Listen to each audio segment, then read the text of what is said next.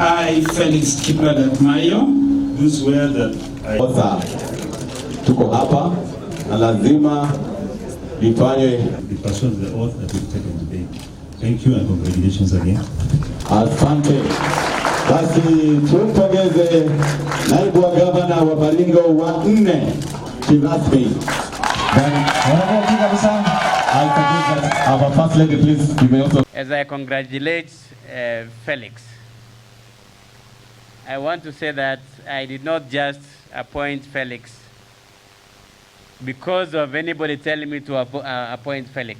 I discovered that he was the right person.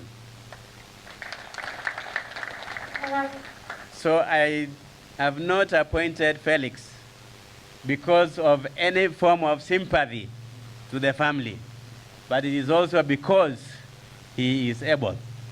Let's transform Baringo together. Your Excellency, the challenges of healthcare, water, roads and infrastructure, education, unemployment, business opportunities, agriculture, youth and women issues, urban development, and so forth still face us, begging for solutions. Our people rightfully gave you an overwhelming mandate because they believed in your promise of trusted performance. As your Deputy Governor, I stand before the people of Baringo County today to pledge my total support to you. I shall be a trustworthy and dependable deputy. Felix Mayo, despite kuwa kijana ya the late Deputy Governor Kipng'ok, Felix Mayo is qualified and fit for this job. Na mimi niliongea na governor nikamuuliza, why didn't you announce in Solian when everybody was on your neck? Akaniambia hapana, nilitaka nijue kama ako qualified.